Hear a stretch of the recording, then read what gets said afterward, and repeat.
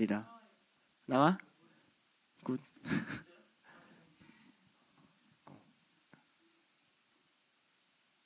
네.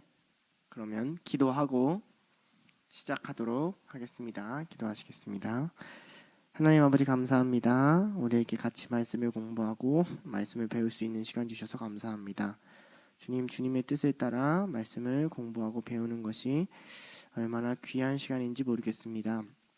주님, 이 시간 가운데 우리에게 말씀을 볼 수 있는 눈을 허락하여 주시고 성경을 보며 하나님의 뜻을 분별하고 주님의 마음에 한 발자국 더 가까이 갈 수 있는 자들 되게 해주세요. 무엇보다 말씀을 공부하고 배우고 지식을 익히는 것으로 끝나는 게 아니라 힘들고 어렵더라도 부담되더라도 이 말씀을 조금이나마 지키고 살아가는 그런 모든 둘로스 될 수 있도록 인도해 주세요. 감사드리며 예수님의 이름으로 기도드렸습니다. 아멘. 자, 오늘은 골로새서 1장 1절부터 8절 관찰을 할 건데요. 골로새서 관찰은 우리가 다른 성경 관찰이랑 조금의 차이가 있어요. 형식은 비슷한데 조금의 차이가 있고 좀 다듬어야 될 부분이 있어요. 이유인즉슨 골로새서의 문체가 서사, 내러티브가 아니기 때문에 그래요. 그죠? 이야기가 아니라 이건 뭐죠? 골로새서는 편지예요. 그렇죠? 그러니까 편지이기 때문에 편지를 관찰할 때는 우리가 좀 정리를 좀 하면서 가야 된단 말이죠. 결국 성경 관찰에 있어서 핵심적인 요소가 뭐냐면 그러므로 저자가 말하고자 하는 게 무엇인지를 찾는 게 굉장히 중요해요. 특별히 가장 큰 차이가 있는 건 육하 원칙의 차이가 있어요. 그러니까 보통 서신을 공부하기 전에는 어떤 걸 먼저 하면 좋냐면 여러분이 먼저 거기에 주요 이름들 같은 걸 동글뱅이 치고 관찰을 할 때 혹은 다른 여기서 등장하지 않는 인물들이 있는지 그들을 주의하라 막 갑자기 이렇게 얘기한다든지 여기에 뭔가 배경이 될 만한 일은 없는지를 찾는 게 중요해요. 왜냐하면 이게 내러티브랑 정반대의 지점에 있어요. 내러티브는 우리가 마음대로 상상을 해서 가미하는 걸 빼는 게 중요해요. 이야기다 보니까 우리가 읽다 보면 나도 모르게 막 예수님 이야기만 해도 막 자연스럽게 마국간에서 태어난 것 같고 머릿속에 막 그러잖아요. 근데 그런 걸 빼고 성경이 말하고자 하는 게 뭔지를 찾는 게 중요하다면 서신은 그 반대의 지점이 있어요. 우리가 편지다 보니까 너무 메시지에만 치중한단 말이죠. 우리가 감동이 되는 것, 막 주님은 너와 함께 하신다, 뭐 이런 감동적인 이야기를 끌어오다 보니까 그 주변에 있는 상황들과 왜 이야기를 하고 있는 컨텍스트들을 놓칠 때가 많아요. 이럴 때는 그래서 인물들 같은 것도 잘 동글뱅이 쳐주는 게 중요합니다. 자, 여기서 보면 오늘 본문에는 크게 세 인물이 나오죠. 바울, 디모데, 에바브라가 나와요. 그리고 우리들이라는 무리가 나오고 너희들이라는 무리가 나와요. 자, 이런 큰 그림을 설정을 하고 이제 관찰로 들어가자는 거죠. 자, 보통 육하 원칙을 할 때 추신은 원래 잘 안 합니다. 이 시작을 하는 인사말 있잖아요. 인사말. 왜냐면 인사말은 육하 원칙을 하기가 힘들어요. 1, 2절이거든요. 할 수는 있죠. 무엇을 합니까? 편지하죠. 편지. 추신은 PS군요. 인사말을 할 때는 추신도 마찬가지예요. 마찬가지긴 한데 인사말이나 추신을 할 때는 육하 원칙을 잘 안 합니다. 너에게 편지한다. 자, 골로새서 끝에도 한번 볼까요? 자, 봐봐요. 27절에 내가 주를 힘입어 모여나니 모든 형제가 이 편지를 읽어주라. 28절에 주 예수 이거 데살로니가 후서네요. 미안해요. 나 바울이 친필로 문안하노니 내가 메인 것을 생각하라. 너에게 은혜가 있을지어다. 그러니까 편지 쓴다 이거예요. 결국에는 육하 원칙을 해보면 컨텍스트가 조금 있겠죠. 뭐 바울이 매여 있다던가 이런 컨텍스트가 있지만 그걸 제외하고 단락으로 들어갈게요. 그러니까 우리는 3절부터 8절까지를 육하 원칙을 해볼 겁니다. 자, 그러면 3절부터 8절을 할 때 우리가 누가를 좀 설정을 해야겠죠. 어떤 인물들이 이 편지의 주체가 되는가. 자, 누가 있죠? 바울과 디모데가 있죠. 또 누가 있죠?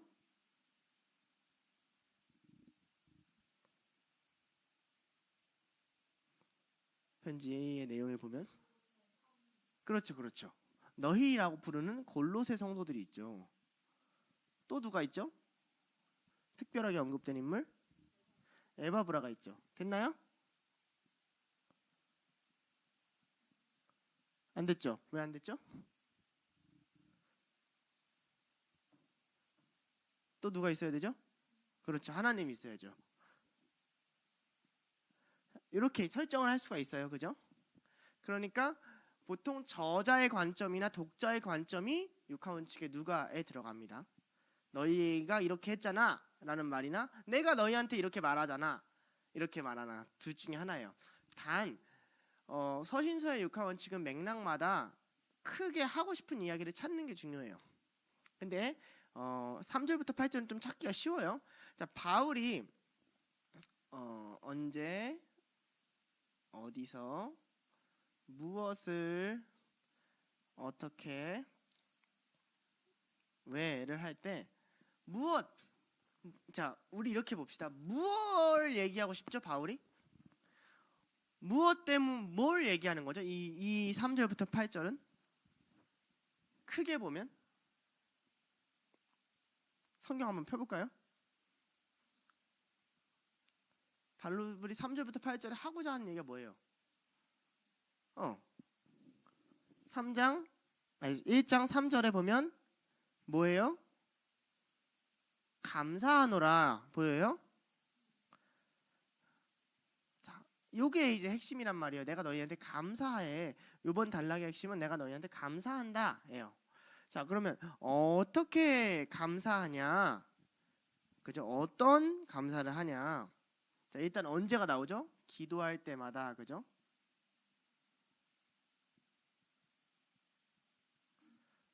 자, 어떻게 감사해요? 우리 주 예수 그리스도의 아버지께, 우리 주 예수 그리스도의 아버지께. 자, 바울이 왜 감사하죠? 이는 하고 4절과 5절을 설명해 주죠. 그죠?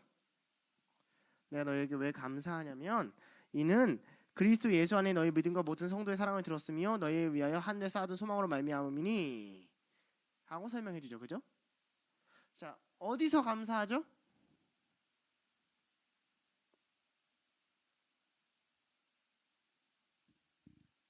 어디서 감사하는지는 안 나와요. 자, 골로새 성도들은 뭘 했을까요? 여기 말씀의 핵심적으로 그렇죠. 크게 두 가지를 했는데 듣고 뭐 했어요? 자, 힌트를 주자면 6절에 있죠. 너희가 듣고 깨달은 날부터 어떻게 해요? 열매 맺어 자라요.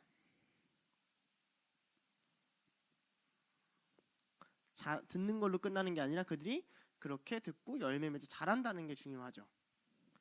자, 그러면 어떻게 듣고 열매 맺어 자라죠?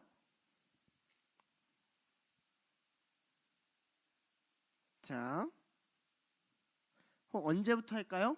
하나님의 은혜를 깨달은 날부터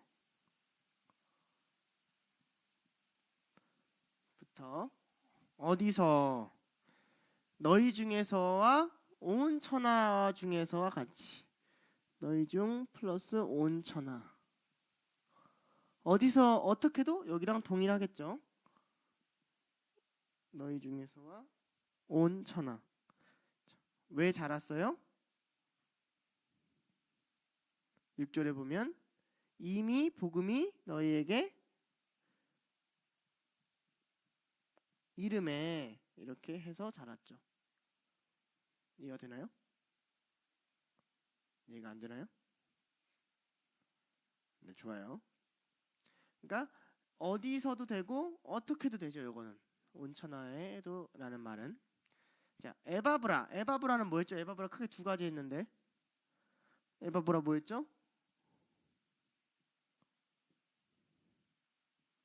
에바브라 7, 8절에 조금 뒤집어서 볼 필요는 있어요. 사랑하는 에바브라, 이건 이제 설명이죠. 어떤 에바브라? 사랑하는 에바브라. 자, 신실한 일꾼이래요. 그죠? 에바브라한테 너희가 배웠어요. 그럼 에바라는 뭐 한 거예요? 가르친 거죠. 그죠? 맞죠? 에바브라가 안 가르쳤는데 갑자기 와서 배우진 않았을 거 아니에요. 그죠? 에바브라가 아무것도 안 했는데 에바브라 스승님 이러진 않았을 거 아니에요. 자, 또 에바브라 뭐였죠? 8절에 보면 너희 소식을 우리에게, 너희 사랑을 우리에게 알림 소식을 알렸다는 거죠. 어떻게 가르쳤죠? 신실한 일꾼이라고 하는 걸 보니까 신실하게 가르쳤나 봐요. 그죠? 자, 어떻게 알렸죠? 성령 안에서 알렸다 그래요. 그죠?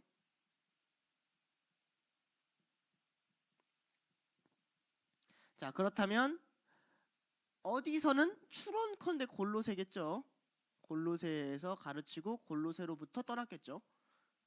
그죠? 우린 이거는 이 정도는 확실하게 추론할 수 있죠. 골로새서니까.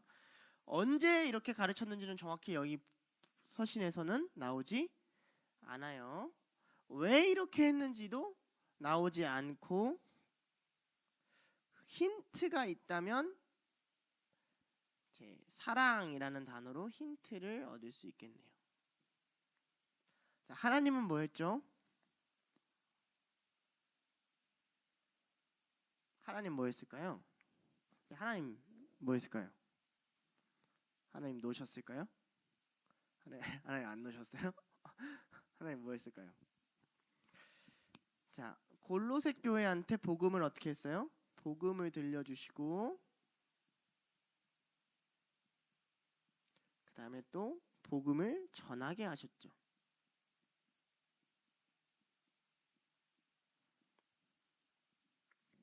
그죠? 자, 요거는 에바브라를 통해 그렇게 하시고, 요거는 골로새 교회를 통해 그렇게 하셨죠. 그렇죠? 언제요? 이미 복음을 들은 날부터 쭉 지금까지 쭉 그러고 있죠. 어디서? 골로새 지방이겠죠. 왜가 중요해요. 자, 요거는 우리 한번 잘 찾아보면 좋겠어요.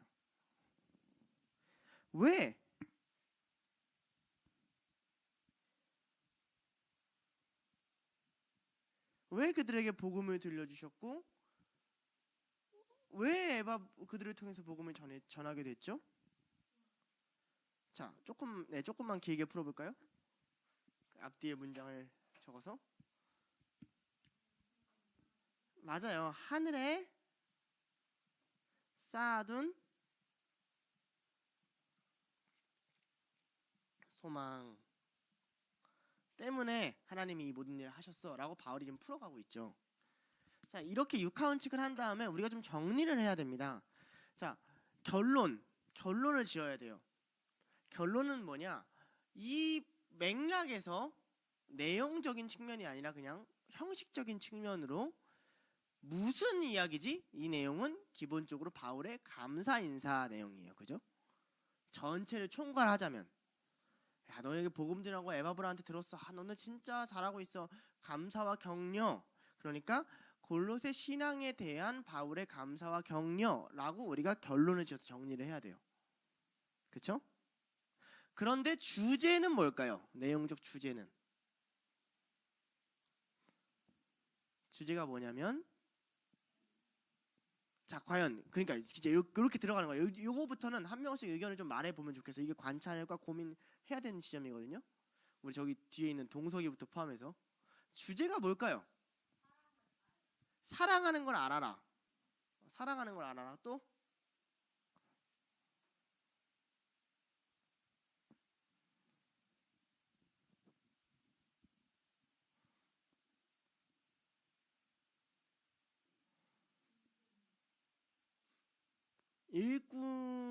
일꾼이 되라. 뭐 이런 거예요.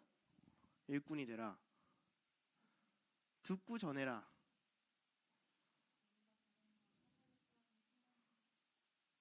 조금 좀 이제 정리해서 말해봐요. 그 뭐든 말해도 좋은데, 저기 연이나 혜인이 주제가 뭘까요? 이렇게 뭐뭐에 뭐뭐 이렇게 말하면 돼요. 예를 들면 뭐 복음을 전하는 삶, 뭐 그리스도의 일꾼, 들음, 복음을 듣는 것. 네, 요 주제에 대해서는 의견이 조금씩 다를 수 있어요. 그러나 우리는 여기 안에서 핵심을 찾아야 돼요. 제가 찾은 핵심은 복음의 소망이에요. 여기서 두 가지 핵심이 나오는데, 복음을 들었다라는 말, 복음을 전한다는 말과 너희 안에 그 소망이 있어라는 그 말을 같이 써요. 그래서 복음의 소망이 제가 찾은 주제예요. 바울은 골로새서 시작부터 이 복음에 대한 것과 그 안에 있는 소망이라는 것을 끌고 골로새서를 진행하는구나. 이런 관점에서 글을 써내려가고 있구나. 이렇게 같이 볼 수가 있죠. 저는 그렇게 생각을 했어요. 자, 주어 동사 우리 같이 볼게요. 지워도 되겠죠? 주어 동사는 쉬우니까 원래 옛날처럼 할까요? 옛날에 이렇게 마이크 세워놓고 한 명씩 돌아가면서 다 말하게 했는데 우리 시간 많은데 오늘. 알았어요. 제가 할게요. 강렬하게 거부하는 저 표정을 보고. 자, 1절에 보면 1, 2절이 같이 가죠. 사실 하나님의 뜻으로 말미암은 그리스도의 사도된 바울과 형제 디모데는 바울과 형제 디모데는 이게 주어죠. 그죠? 자, 골로새에 있는 성지들 편지하노니가 이제 동사죠. 바울과 디모데는 편지하노니. 골로새에 있는 이건 이제 분사로 들어가고요. 그 다음에 우리 하나님 아버지께로부터 은혜와 평강이 너희에게 있을지어다. 은혜와 평강이 있을지어다. 이렇게 가죠. 이건 사실 축원문이라 가지고 이것만 기록해 주면 될 것 같아요. 은혜와 평강이 있을지어다. 자, 3절 갈게요. 자, 우리가 기도할 때마다 감사하노라. 이거 맞죠? 그죠? 우리가 주어 기도할 때마다 감사하노라. 그래서 기도할 때마다가 이제 종속으로 들어가고요. 그 다음에 4절에 이는 들었음이요. 근데 누가 들었죠? 자, 그렇죠. 우리가 들었죠. 우리가 위에서 받아오면, 그러니까 우리가가 생략된 거고, 이는 우리가 들었음이요. 그리고 5절에 보면 이는 왜냐면 말미암음이니. 자, 요거는 주어가 뭘까요? 5절은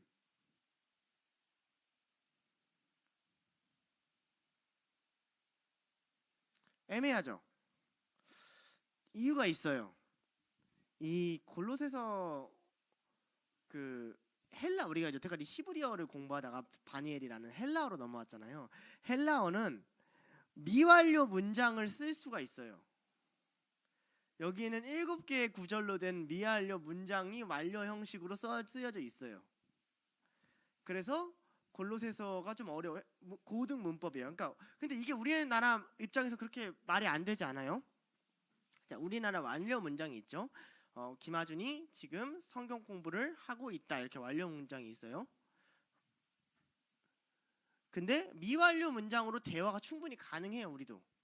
예를 들면 야, 좀 전에 먹은 물 좀, 이렇게 말하면 우리 다 알아들어요. 달라고. 그런 식으로 문장을 끝마치는 경우가 있어요. 미완료 문장이 들어가서 그래요. 그래서 이는을 주어로 그냥 넣으시고요. 말미암다를 동사로 넣어주시면 됩니다.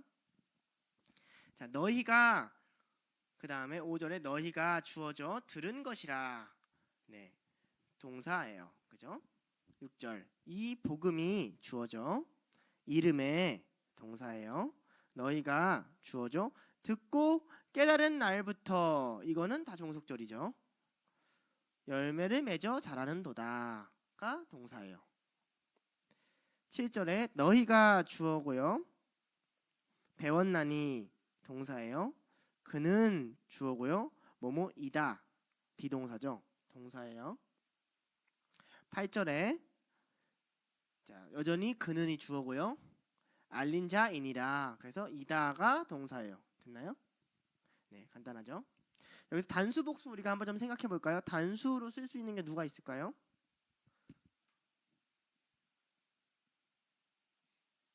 없을까요?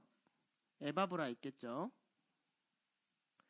바울과 디모데는 묶여 있으니까 단수로 쓰면 안 되겠죠. 아버지 있겠죠. 그리스도 예수 있겠죠. 그가 그는은 에바브라죠. 그죠? 복수는 누가 있죠? 우리로 지칭되는 바울과 디모데가 있고요. 그다음 너희로 지칭되는 골로새 교회 성도들이 있죠. 됐나요? 뭐 형제들이도 여기 들어갈 거고 뭐 성도도 여기 들어갈 거고 그렇죠? 자, 반복 찾아볼게요. 지워도 되나요? 네, 좋아요. 반복 찾아볼게요. 자, 반복은 하나님 있어요. 하나님 어디 나오냐면 1, 2, 3, 6 나와요. 그리고 하나님 아버지라고도 부르기도 해요. 아버지라고도 부르는 게 2번, 3번이에요. 물론 예수님도 하나님이시지만 편의를 위해서 좀 나눌게요. 성령님도 나누고. 자, 말미암다라는 말이 있어요. 말미암음. 말미암음 1절과 5절이에요. 자, 여기 물론 말미암음 같은 구절은 뭘로 말미암는지 좀 기억해 주면 좋아요. 첫 번째 1절은 하나님의 뜻으로 말미암다고 하고, 그 다음에 5절에는 소망으로 말미암다. 그럼 왜 이렇게 분류를 해놔야 그럼 뜻과 소망에 뭔가 연결점이 있나라는 해석 지점이 나오기 때문에 그래요. 자, 세 번째 그리스도 예수라는 말 1, 4절에 나오죠. 그리고 그냥 그리스도라는 말이 1, 4절 포함해서 1, 2, 3, 4, 7절에 나오죠.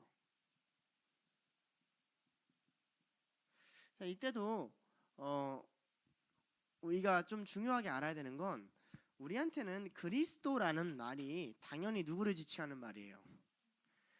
예수님을 지칭하는 말이죠. 그러면 1세기 로마 시대를 살아갈 때 유대인들에게 그리스도인이라는 말이 당연히 예수님을 지칭하는 말이었을까요?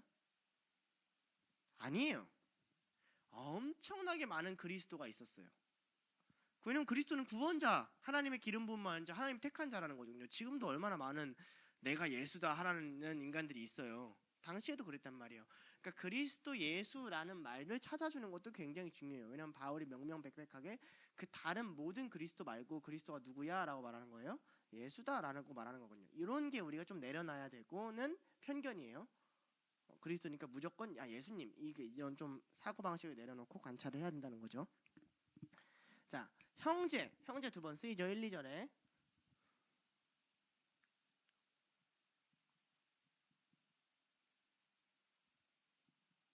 자, 그리고 성도라는 말도 쓰여요. 2절과 4절에.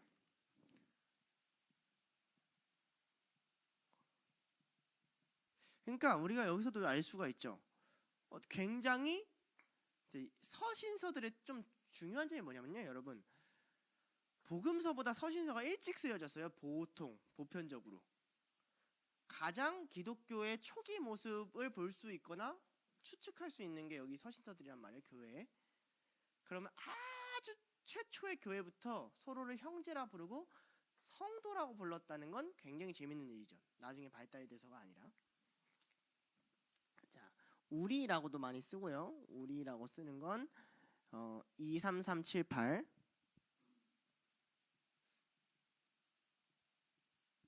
그리고 어디 안에서라는 표현을 써요. 안에서. 이 안에서라는 표현도 중요한데 2, 4, 8 이렇게 한번 볼까요? 이 안에서라는 표현이 어디에 쓰였는지 한번 찾아볼까요? 2절에는 어디 안에서? 그리스도 안에서. 또 4절에는 그리스도 예수 안에서. 8절에는 성령 안에서. 자, 요런 개념 뭔가 재밌죠? 어디 안에서라고 쓰였는데 그게 누구한테만 지칭돼요? 예수님 또는 성령님한테만 지칭되는 단어네요. 앞으로 골로새서에서는 그럼 이 안에서란 단어가 어디로 쓰였는지를 계속 추적해 찾아가면 골로새서가 말하고자 하는 기독론이 무엇인지를 찾을 수가 있거든요. 이렇게 찾아가는 거예요. 8번 신실하다. 그 다음에 너희가 되게 많이 나오죠. 2, 3, 4, 5, 5, 6, 6, 6, 7, 7, 8 2, 3, 3 2, 3, 4, 5, 6, 6, 7, 7 6, 6, 6, 7, 7, 8 6, 7, 7, 8번 나오고 너희를 위하여 라는 말이 3절과 5절에 나옵니다. 자, 사랑이라는 말이 4, 7, 8절에 나옵니다. 들음이라는 말이 4절과 5절에 나옵니다. 복음이라는 말도 5절과 6절에 나옵니다. 은혜라는 말은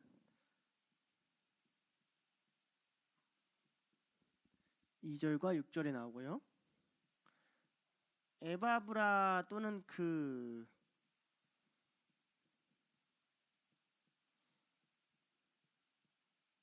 이렇게 나옵니다.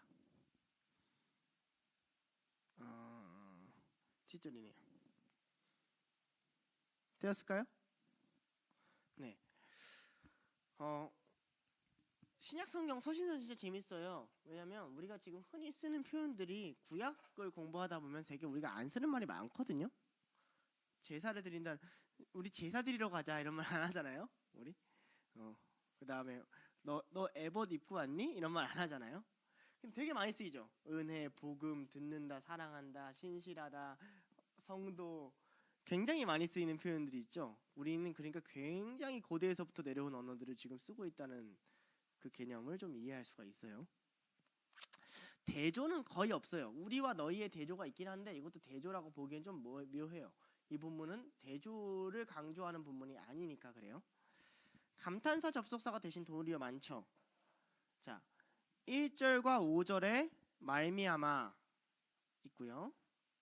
2절, 3절, 5절에 곧 나옵니다. 곧. 그리고 3절에 때마다 나오고요. 4절에 이는 나와요. 6절에 날부터 나와요. 6절에 또한 나와요. 7절에 이와 같이 나와요. 다 적으셨죠? 바울이 좀 좋아해요. 감탄사 접속사를. 그래서 문장을 어떻게 이어가고 그 앞에 문장과 어떤 관계를 갖고 있고 어떻게 반전하고 이제 헬라어의 어떤 그리고를 쓴지 카이를 쓴지 이제 분석이 들어가야 되지만 아무튼 감탄사 접속사가 있는 부분을 우리가 다 체크를 해놔야 바울이 그 앞뒤 문장을 어떻게 연결하고 변화를 시키는지를 관찰할 수 있기 때문에 그래요. 구조는 특별한 구조는 아니고 이제 히브리어처럼 히브리어 문학의 특징을 가져올 때도 있어요. 상관 구조나 샌드위치 구조를 가져올 때도 있는데 헬라 문학의 구조는 헬라 문학이 조금 더 구조적으로 잘 쓰여진 글이에요. 헬라 문학은 1, 2 인사말, 3 감사 인사, 4, 5 감사의 이유, 6 복음의 결과,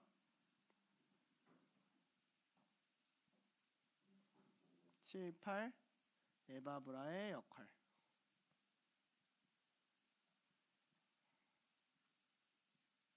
해서 고대 글쓰기 방식처럼 막 이렇게 이런 구조로 쓰지 않고 현대 글쓰기 방식처럼 글이 좀 잘 정리되어 있어요. 감사 이유 했고 왜 감사인지 설명하고 그래서 결과가 어땠는지 설명하고 그 다음에 그걸 해준 사람 설명해주고. 그냥 어떻게 보면 구조적으로 더 구조가 없는 것 같지만 우리의 구조에 안에서 이해하기가 훨씬 편해요. 훨씬 깔끔하고. 왜냐면 바울은 헬라 문학에 정통한 사람이기 때문에 그래요. 자, 비유 몇 개 있죠. 2절, 4절, 8절 아까 말했던 어디 안에서 이런 비유적인 표현을 쓰면서 의미를 발생시키죠. 그리스도 안에 있다는 건 뭔가, 성령 안에 있다는 건 뭔가를 추적하게 만들어요. 아버지란 표현도 사실 비유적인 표현이지만 이걸 그냥 단순히 비유적인 표현이라고 하기엔 거기에 담겨있는 좀 특별한 의미가 있으니까 약간 괄호만 쳐놓으세요. 2절과 3절에. 그 다음에 5절 하늘에 쌓아둔 소망 비유죠. 왜냐면 하늘에 쌓아뒀다는 말이 비유죠. 그렇죠? 6절 온 천하에도 열매를 맺는다. 비유죠. 그렇죠? 뭐 복음이 전파된다 이런 말이 맞지만 열매를 맺는다라고 표현을 했어요. 그 다음에 종된 사랑하는 에바브라. 비유죠. 왜냐면 실제로 종이 안 됐거든요. 의미적으로 종이 됐다는 뜻이죠. 난해점은 딱히 없어요. 난해점은 딱히 없고 글을 잘 써내려간 편입니다. 자, 질문을 좀 해주려고 제가 좀 빨리 달렸어요. 신약 성경 서신서들은 질문하기가 아주 좋아요. 연구도 많이 돼 있고요. 당대 자료도 많고요. 헬라어 언어도 찾기도 좋고요. 우리가 그리고 조금 더 세심하게 질문을 해야 돼요. 왜냐하면 이야기의 스토리를 얘기하면서 그 안에 우리를 들어가게 해가지고 어떤 이야기를 발견하게 하는 식으로 질문을 하서는 안 돼요. 무슨 말인지 알겠어요? 어떻게 질문해야 되는지 알려줄게요. 서신서를 어떻게 봐야 되는지. 자, 첫 번째. 자, 하나님의 뜻으로 말미암아. 자, 하나님의 뜻이 뭔가? 정확히는 골로새서에서 말하는 하나님의 뜻이 뭔가를 찾아야 돼요.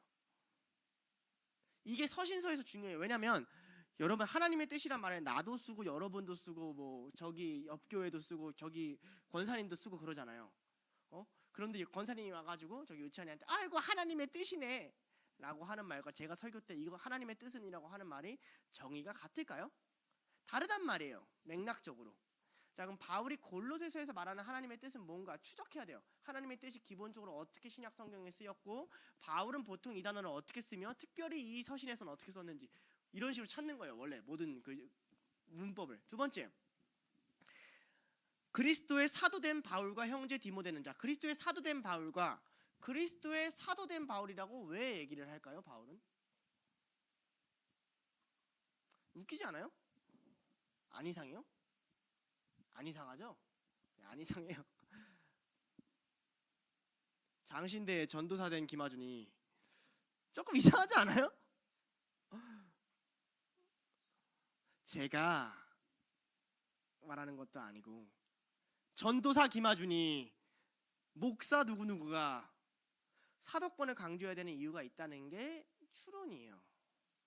바울은 왜 사도권을 강조해야 했을까? 여기는 조금 쉽게 풀릴 수가 있죠. 에바브라가 이야기가 나오니까. 바울이 직접 한 교회가 아니니까. 자 여기서 보면 또 재밌는 표현. 형제 디모데는 이란 표현과 2절에 성도들 곧 신실한 형제들에게 편지하노니. 자, 우리가 여기는 알 수가 있죠. 형제랑 성도가 같은 개념인가? 그렇다. 적어도 골로새서에서는 그렇다 라고 알 수가 있죠. 성도들 곧 형제된 너희들. 자, 그러면 우리는 이렇게 알아야 되는 거죠. 바울과 디모데가 형제라고 썼어요. 자, 이상해야 돼요. 왜냐하면 다른 책에서는 디모데를 아들이라 불렀거든요. 근데 왜 아들된 디모데라고 안 하고 동역자 된 디모데라고 안 하고 형제된 디모데라고 해놓고 다시 너희들에게 형제라고 썼는가? 자, 이런 거 생각을 해야 된다는 거죠. 그러니까 서신서는 그냥 쉽게 그냥 읽혀지는 책이 아니에요. 원래 공부를 들어가면 이런 걸 고민을 해야 여러분들이 평상시에 쓰는 교회의 언어들이 정립이 되고 생각이 이어진단 말이에요. 아, 우리가 그냥 막 쓰는 말이 아니구나. 그냥 아무한테나 형제님 자녀님 쓰는 말이 아니구나. 좀 이해가 됐죠?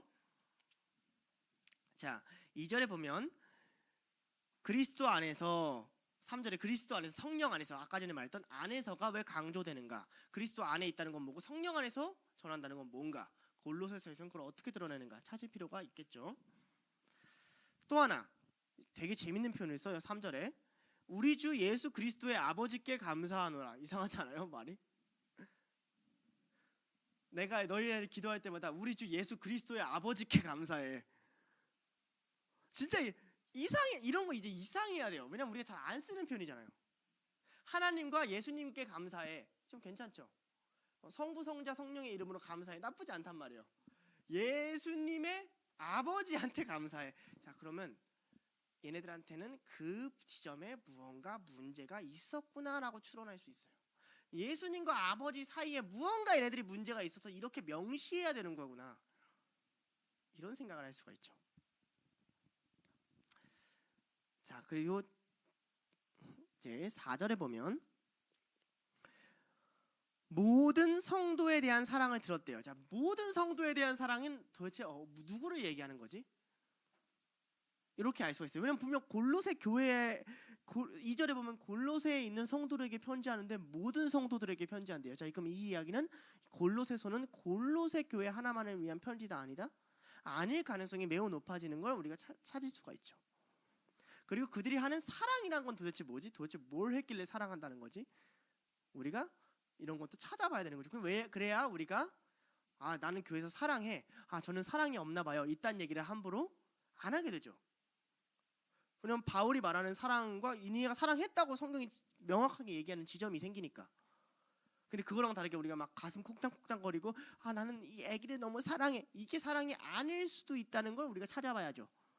사랑이 알려졌고 에바브로도 사랑하고 사랑이 알려졌는데 그게 정확히 뭐에 관련돼 있냐? 자, 5절. 하늘에 쌓아둔 소망과 복음을 일치시켜 두거든요. 너희를 위하여 하늘에 쌓아둔 소망으로 말미암음이니 곧 너희가 전에 복음의 진리의 말씀을 들은 것이라. 자, 그럼 저기서 진리의 말씀, 참된 말씀이란 뜻인데 복음 안 들어본 사람 여기서 손. 다시 제가 옆에 방 가서 들려줄게요. 없죠? 다 알잖아요. 예수 그리스도께서 우리 죄를 사하시고 죽으시고 부활하시고 알잖아요, 그죠? 근데 여러분, 하늘에 쌓아둔 소망과 복음이 무슨 관계예요? 곧이라고 하면 동일하다는 건데. 형제가 성도다. 이건 받아들이기 쉽잖아요. 성도는 형제지. 근데 복음과 하늘에 쌓아둔 소망. 왜냐면 그러므로 이렇게 얘기하지 않잖아요. 너희가 복음을 그렇기 때문에 이제 너희에게. 자, 이게 우리에게 받아들이는 방식이란 말이에요. 복음을 들었고 믿음이 자랐고 그러므로 이제 소망을 향해 나아간다. 이런 게 아니에요. 복음 곧 하늘에 쌓아둔 소망. 그럼 골로새 교인들에겐 적어도 복음이라는 것과 소망이라는 것의 개념이 분리됐다 아니면 일치됐다? 일치됐다. 자, 이게 무슨 말인가 이런 걸 찾아봐야 된다는 거죠. 7절. 에바브라는 누구이며 바울과 어떤 관계를 가졌을까를 우리가 많이 찾아보면 됩니다. 이런 지점을 이제 질문할 수가 있는 거예요. 그러니 서신서는 굉장히 그 개념, 단어, 표현들을 잘 다뤄야 돼요. 그 단어, 표현들이 바울이 말하고자 하는 의도와 많이 관련되어 있기 때문에 그래요. 당대의 문학이 그래요. 교회 전체한테 보내고 교회 전체가 끊임없이 탐독하는, 반복해서 읽는 이 서신서는 그냥 붓을 들어서 막 갈기지 않고, 특별히 골로새서는 마지막에 바울이 친필로 썼다고 말할 정도로 직접 한 글자 한 글자 고민했던 흔적이 남아있는 책이란 말이에요. 그러니까 이런 걸 고민해야 되는 거죠. 여러분이 로마서를 읽을 때나 갈라디아서, 데살로니가전서, 후서, 히브리서 마찬가지입니다. 왜 여기 이런 표현을 썼지? 왜 여기서 형제가 나오지? 왜 그리스도 예수지? 등등등등등등. 그래야지만 그걸 막 성경을 왔다 갔다 하면서 구약도 갔다가 다른 복음서도 갔다가 하면서 본문이 말하고자 하는 내용이 이런 내용이고 이런 것들을 질문할 수 있구나 하는 겁니다. 조금 다르죠. 내러티브랑 접근하는 방법이 조금 달라요. 똑같이 글자별로 해석을 하지만 내러티브는 행간을 읽는데 조금 더 관심을 둡니다. 이 스토리와 이 스토리 사이에 빠진 게 뭐지? 내가 마음대로 이 스토리를 생각했는데 진짜로 성경이 말하는 스토리에 조명하는 방식이 뭐지? 내가 스토리에서는 이 부분이 중요하다 생각했는데 저 부분이 중요한 게 뭐지? 이런 걸 찾는 게 내러티브 방식이에요. 나는 여리고성 무너질 때 성이 무너지는 게 훨씬 중요한 줄 알았는데 여리고성 사건에선 성 무너지는 건 요만큼 기록하고 걸어가는 걸 엄청 길게 기록해. 그러면 성 무너지는 사건은 성경이 다룰 때 생각보다 그다지 중요한 사건이 아니고 더 중요한 것은 거기를 어떻게 걷는가겠구나. 이런 거 말이에요. 이삭이 리브가를 떠나는데 리브가가 했던 일을 그대로 한 번 더 반복해서 기록해. 내 입장에서는 그냥 다 읽었던 건데 무슨 그 가족한테 리브가가 왔는데요, 얘가 내한테 낙타 물을 줬고요, 이렇게까지 다 기록돼 있거든요. 성경에서는 이 리브가가 행한 일이 동일하게 전달되었음이 굉장히 중요하구나. 이런 걸 내러티브에서 찾는 거라면 서신서는 그런 걸 찾을 수가 없어요. 이야기가 안 나오잖아요. 다만 독특한 표현들과 표현하는 방식들을 통해서 바울이 말하고자 하는 핵심을 끊임없이 찾아가는 싸움을 하는 게 서신서의 해석 방식이기 때문에 여러분은 이런 눈을 가지고 질문을 하면 성경이 더 잘 풀리거나 아니면 성경 때문에 조금 더 괴롭거나 둘 다 큰 은혜니까 그렇게 될 걸 믿습니다. 기도하겠습니다. 하나님 아버지 감사합니다. 말씀을 보았습니다. 서신서의 해석 방식도 보았습니다. 주님, 골로새 교회한테 바울이 보내는 이 편지를 우리가 앞으로 공부할 건데, 이 편지를 공부하면서 우리 안에 건드려져야 될 것들을 건드려 주시고 변화되어야 될 것들을 변화되게 하시고, 바울의 감사와 꾸중과 격려와 그리고 징계함을 듣는 이 골로새 교회인들의 마음을, 그 심령을 우리에게도 주셔서 이 편지를 읽을 때마다, 공부할 때마다 하나님이 그 교인들에게 해주고 싶었던 말씀이 동일하게도 우리에게 울려 퍼지게 하여 주시옵소서. 우리에게도 하나님의 성령 안에서 변화 입음을 경험하게 하여 주시옵소서. 감사드리며 예수님의 이름으로 기도드렸습니다. 아멘.